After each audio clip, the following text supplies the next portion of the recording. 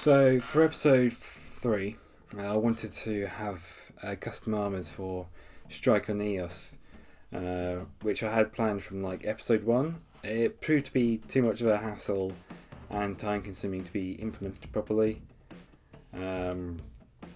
So I had to use the stock models for the ODSTs and try and find them in Gary's mod as well. At least with Gary's mod, the nameplates on the armors aren't as stuck on as they are in ODST, so they usually just blank, which has helped. In this episode, there is a clear cut between the ODST Machinima sections and what we do with Gary's mod. Much like episode 2, I had to kind of imagine what a city with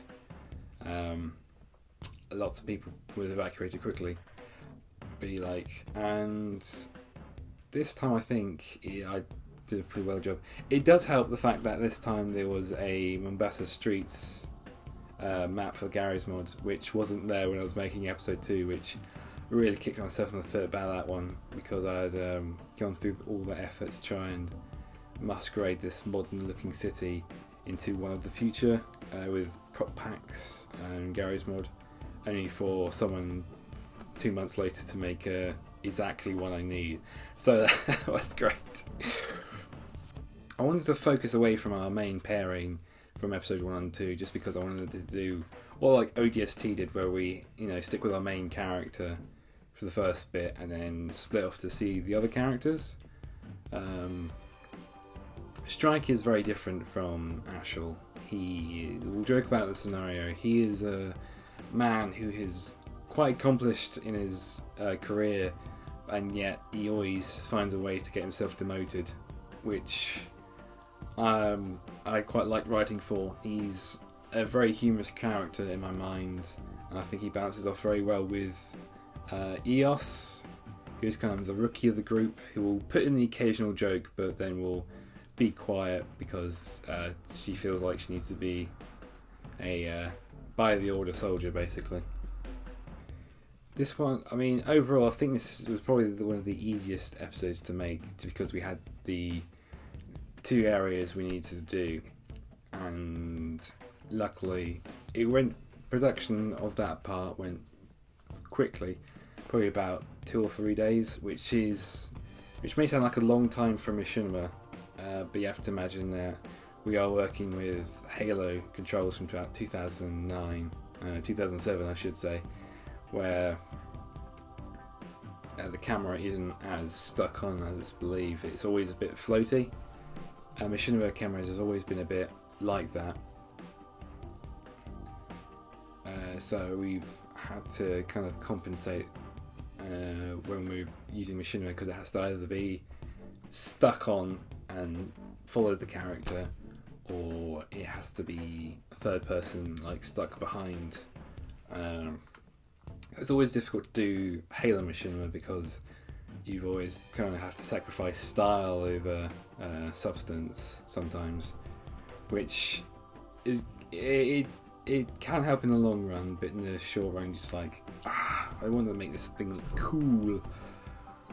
We got Edie back, who's worked with me on multiple things at this point.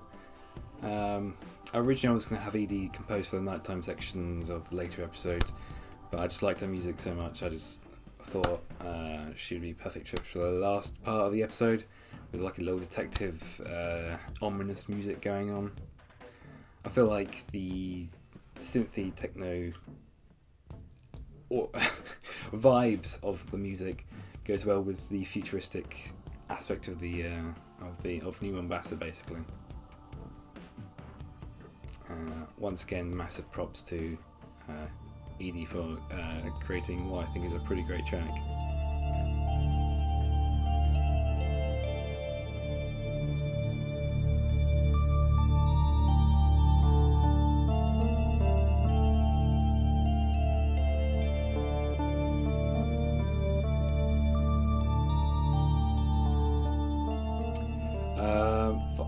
Finally, this episode was in production when the whole Rooster Teeth situation came about, and basically the first piece of music heard in the episode is from Tricadeo, if I'm pronouncing that right, and they're from RVB.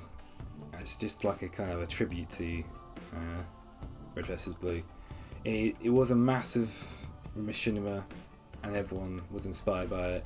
There are countless Reach and Halo 3 Reach 1-2 machinimas based on the fact that everyone watched RVB and were inspired by it. And myself, doing this series, I was inspired to do it because of RVB and because of previous experiments.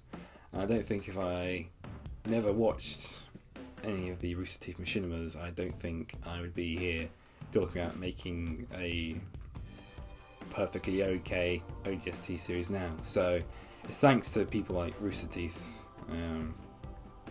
for getting me into this kind of stuff in the first place. So yeah, I'd just like to say thank you, Rooster Teeth. You've given us lots of laughs, and although Red vs. Blue has now ended, hopefully we'll see people creating machinimas for years to come.